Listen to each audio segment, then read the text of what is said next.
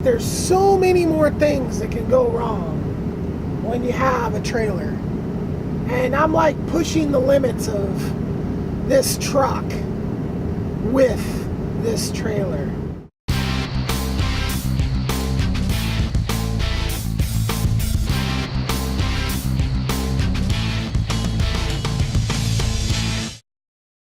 Back to driving with the trailer here down the road, going back to Portland right now. Going back to Portland to wrap up the office, get the crew all set up on their own little offices. Trying to get everybody set up so I don't have to be involved. Driving this trailer though, just basically it's like there's so many more things that can go wrong when you have a trailer. And I'm like pushing the limits of this truck with this trailer. After my little 80-mile-an-hour corner incident, I'm like super freaking paranoid. Like I wish I was rolling the camera yesterday when I went to the swimming hole, and I basically just got freaked out by the freaking cliff nature of the roads and these huge bridges. I bought this tire, or this bike rack that mounts to the tire. I literally stood on that tire to put my rear view camera system up there. But that bike, because of it's hanging on that thing like this, it's bending the whole tire rack. And I can actually see the bike in the rear view camera. And I'm watching it get like progressively worse. There's these gauge lines in the vision of the camera, so I kind of have an idea of how far stuff is.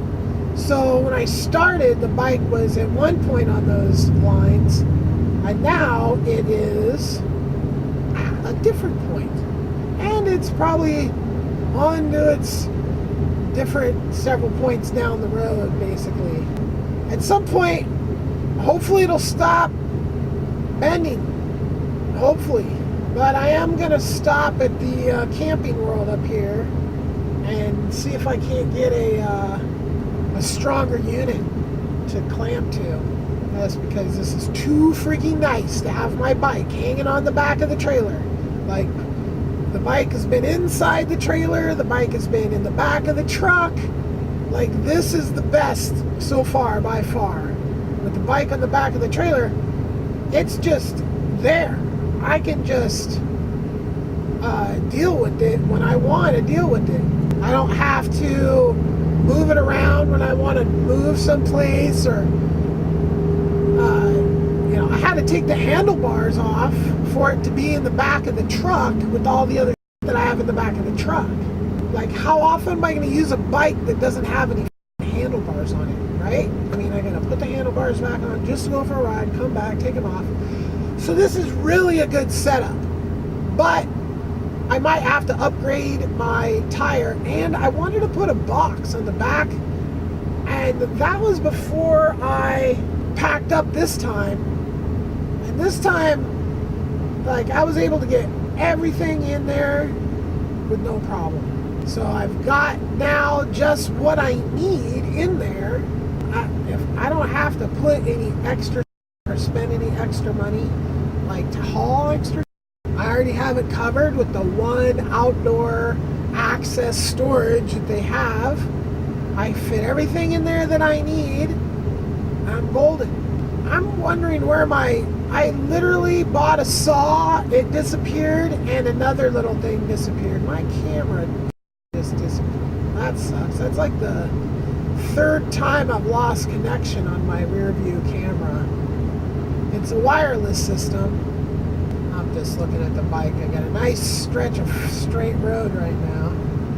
So I definitely learned my lesson, and I'm driving like an old fart.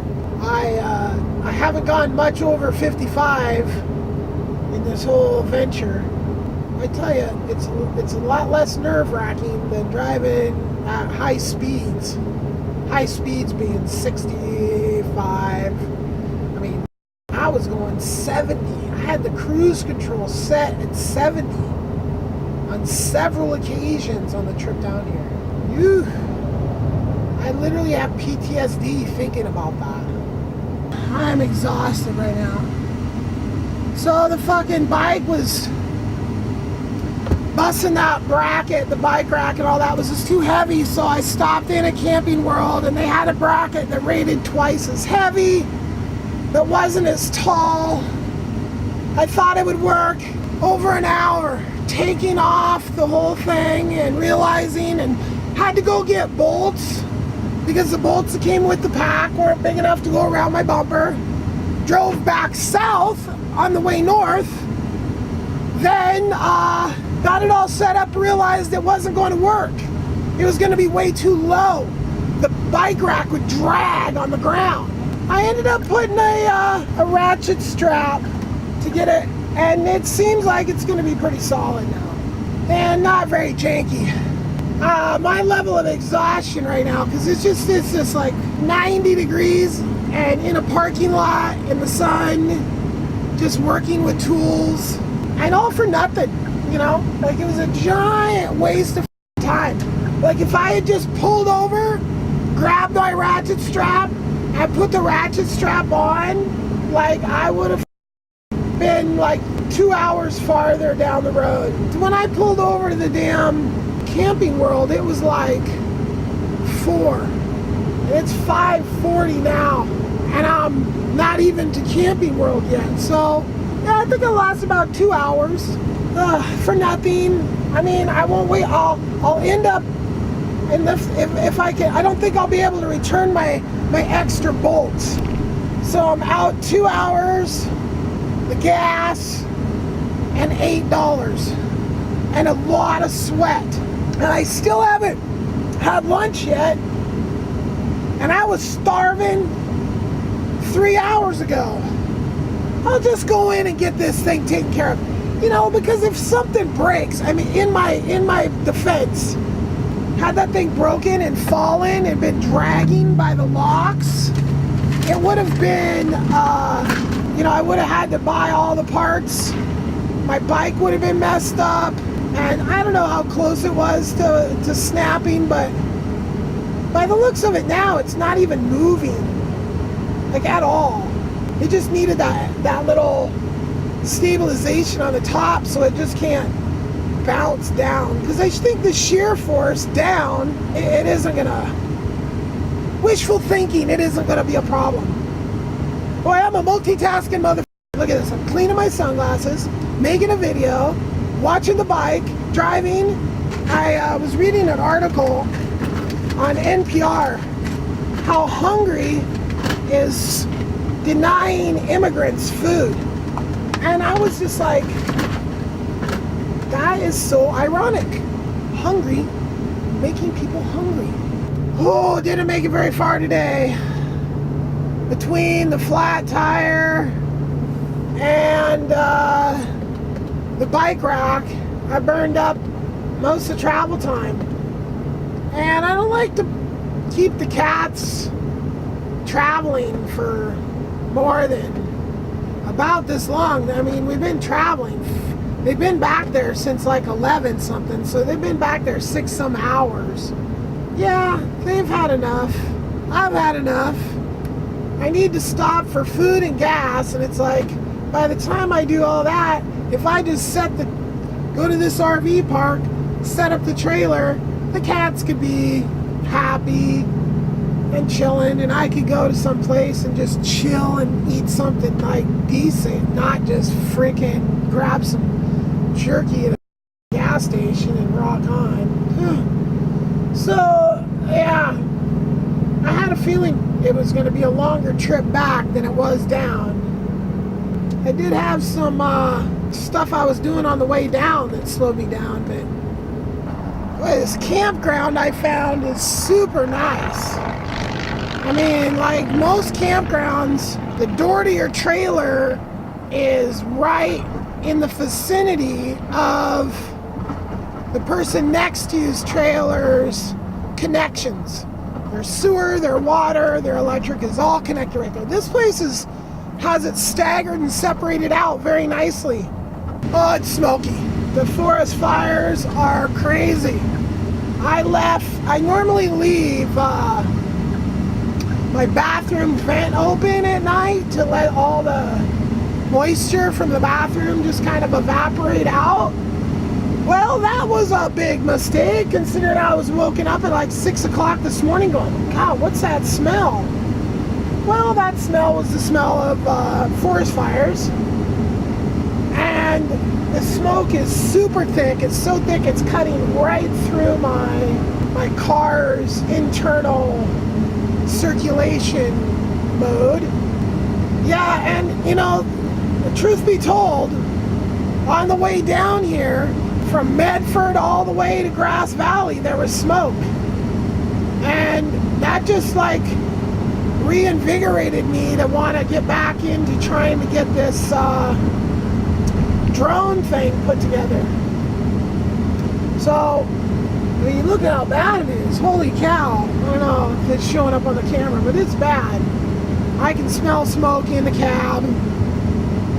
Although I just left the door open like an idiot, so that's probably where it's coming from. Yeah, so due to some technical difficulties I've been having with, basically I don't have a good way to keep stuff powered continuously in the trailer.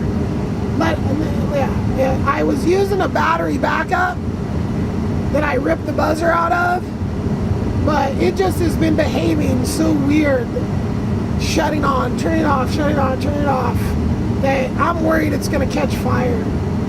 So I've got to buy something or build something that's going to continuously pass power through, as well as take a charge when it's got power coming in, because I need to be able to run my hard drives and charge stuff, and just, you know, speaking of charging stuff, I think I gotta get low on batteries and low on data because of this situation. Damn, I thought I had a charger in here. I'm going into the damn the mountain passes again. It's so freaking smoky. My sunglasses are pointless at this point. And the biggest thing I learned about driving through this pass is don't go any more than 55 miles an hour. It's scary and dangerous to go through curves with a trailer. It's so smoky I can't see over the edge of this bridge, because it looks like it's one of these insane damn bridges that I really don't like driving on. I don't like insane bridges, cliffs, roads that are on cliffs, bridges that go over cliffs. Yeah, so the whole key to this towing a trailer over the passes here between Oregon and Washington is going 55. Yeah. Like, you got truckers doing whatever they're doing, but, you know, at 55, it just doesn't freaking get crazy.